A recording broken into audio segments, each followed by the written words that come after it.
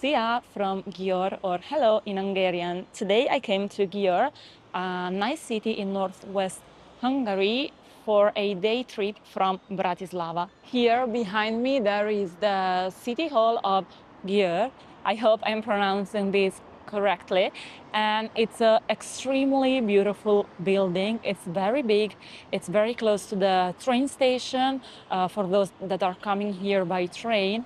And I really like it. Its decoration are amazing. I think that the city hall is a very good point to start your tour of Gyor, especially if you're coming by train, because it's just really nearby and it's very beautiful. You cannot miss it.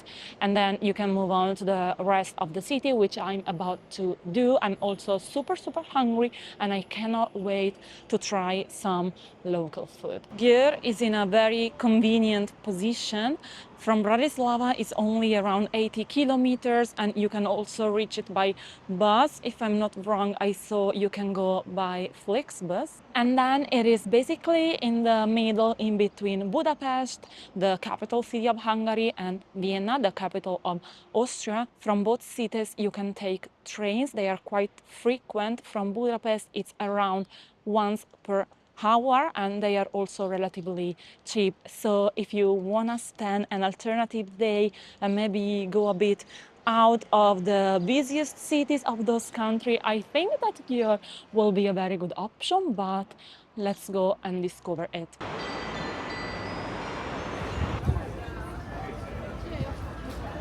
According to my experience, which is quite long, by the way, in Central Europe, every other town is super picturesque. You know, the city centers of those towns are always super nice with very nice buildings, polished, old. For example, Győr has a lot of beautiful Baroque style buildings, which sometimes are mixed with some kind of uglier or simply more modern buildings. Some are quite ugly, some are not, but they are just very different from the, let's say, Baroque ones. And it's super cute to wander its streets. And I think it's really worth it to come spend a day or a couple of days in those towns because they have a bit of a different vibe compared, for example, to Budapest in this case. It's actually more similar to Bratislava, where I live, because Bratislava is much smaller than Budapest, which means it's more similar to Győr. The Hungarian language is so mysterious to me. I find it super hard, not understandable, despite I spent 6 months in Budapest. Hungarian is part of the Ugro-Finnic family of languages that also Finnish belongs to. And by the way, I, for some reasons that are quite unknown to me, studied Finnish for a while during university, and indeed it was terrible, super difficult. I mean, it's cute as a language, but it was so difficult to even find a pattern in. I understand much more Slavic languages. I can understand a lot of them, having studied Russian and then Slovak, but Hungarian or, for example, Finnish, they, like, my head simply cannot even begin to comprehend their logic. And I admire every single foreigner that even tries to speak them. There are very interesting and peculiar fountains in Gyor, I'm noticing. This one, for example, is very nice and strange, and I'm actually looking for another one that I saw online, which is quite symbolic, and I hope to find it just by wandering around.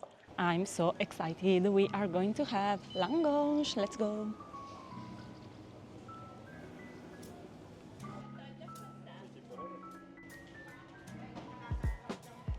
Here is my langos.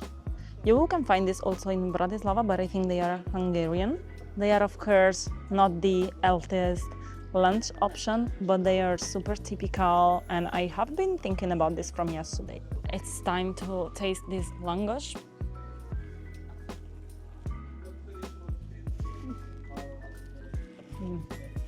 so fat, as all the language. So this one is with sour cream, and then the lady asks if I wanted some garlic, but I didn't want to make it too heavy and difficult to digest. For the langosh, I paid €3.11. I converted forints into euros because, by the way, the forint is the local currency of Hungary. And to be honest, for a meal, let's say for a lunch, and considering also that is such a town with also a few tourists, you know, I'm quite happy with the price as well. This is the second sea related detail that I'm noticing in Győr. It's so beautiful, and I'm wondering why is it here? What is the meaning? Because a few minutes ago we also saw an anchor. So if anyone is from Gyor and knows the symbols why they are in this town that is not in any way near a sea, I would love to know, so please let me know in the comments below. This is the fountain I was actually hoping to see here in Gyor. I've read that it's dedicated to a famous Hungarian man that apparently was living in Győr that invented the machine to make soda. And that's why the shape and I don't know, that's why the shape of this fountain, which is super, super peculiar.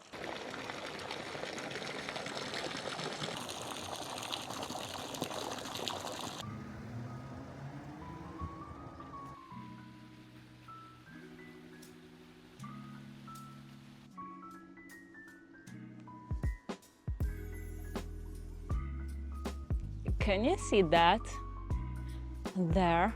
It reminds me the fountain we saw before. I feel like it's symbolizing the same machine, the machine to make soda that was invented by a man from this city. I like that in this city there is a lot of water, rivers specifically. It's apparently also called the city of rivers because more than one river are going through or very nearby Győr.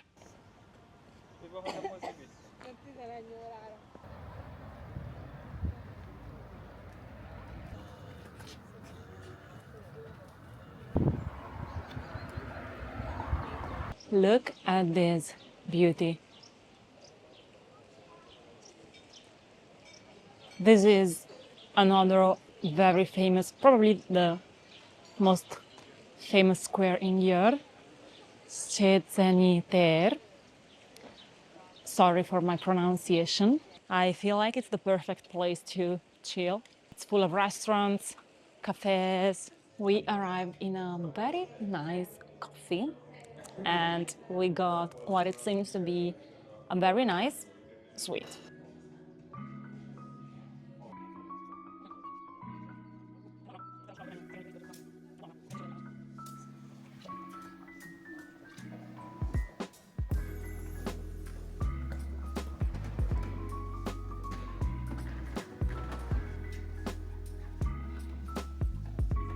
Now all the churches in the world have become very modern and you cannot use anymore the excuse that you don't have coins. Now to change a bit the style of architecture compared to the Baroque, older style of the city center of Gyor, I am in front of the National Theatre of the city, which is way more brutal in its style compared to the rest. But indeed, I find it super fascinating. For those that have been following me for a while, they know that I kind of like this kind of style. I find it quite peculiar. And this one, I've read it's home to a national ballet company that is very, very famous. So this is the front of the theater itself, and on the side, look how interesting the decoration pattern is. This one here, I think it's really nice. And by the way, I was just saying about the ballet, here is the truck of the ballet company of Gyor. This kind of building, like the theater, is actually something that I've seen quite a lot in other Central European towns. For example, also in Slovakia, if I'm not wrong, in Trnava, in the very city center, there is a theater which has the same style, this brutalistic building. And I'm having some issues with my hair, obviously.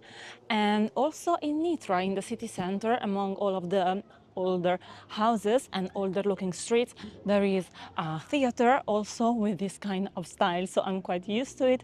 There is quite a big contrast in comparison to the rest, but it's still something kind of peculiar and I would say traditional in a way. In a few minutes, we are actually leaving Győr because we planned to visit something else a bit outside, around 30 minutes by car, which apparently is very nice and quite majestic, I would say, when it comes to how big it is. And you will see it in a few seconds.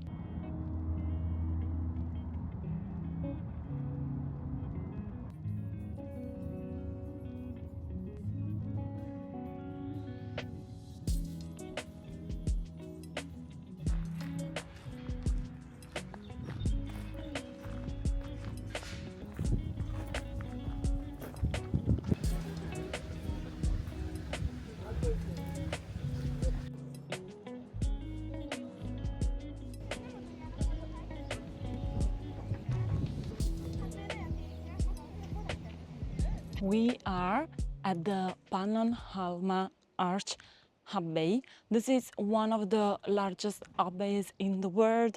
The first one should be the one in Cassino, Italy, and according to some websites, this is the second largest one. According to some others, it's among the largest ones, but not necessarily the second one.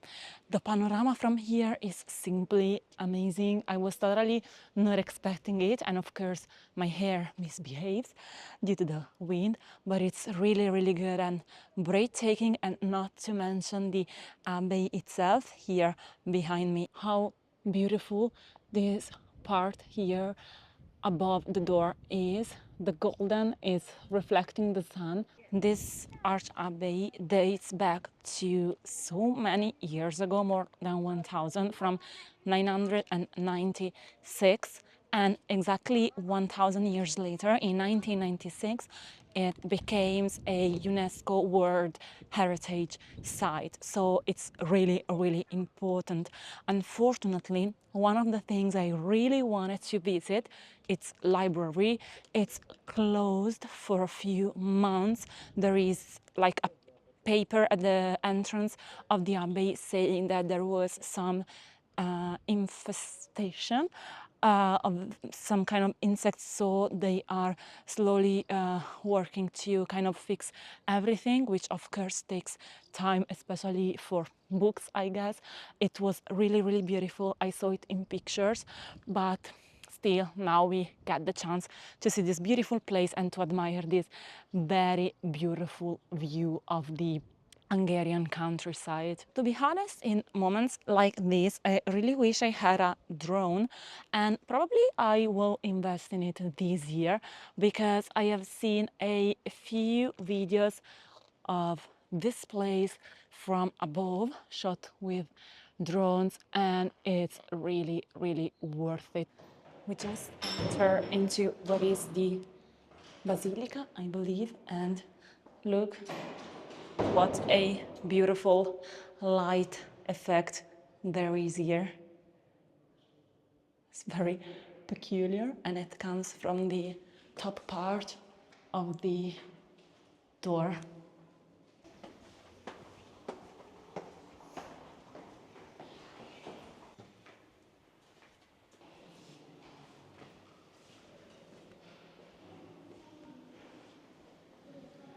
Wow, this is so fascinating. There is a bit of reflection, which actually gives some even nicer vibe, and me there with the camera. But it's so, so old.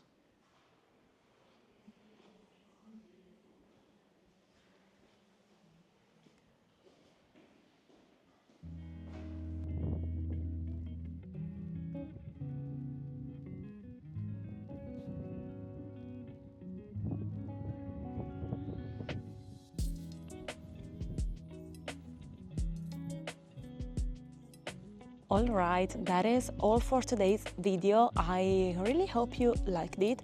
I hoped even more that you liked Győr and the beautiful Hungarian countryside that I just showed you. Let me know, would you travel to Győr if you were staying in Bratislava or Budapest or Vienna? Did you know about its existence at all? Leave a thumbs up to the video if you liked it, subscribe to my channel if you aren't already to support me, and see you in my next trip. Bye bye!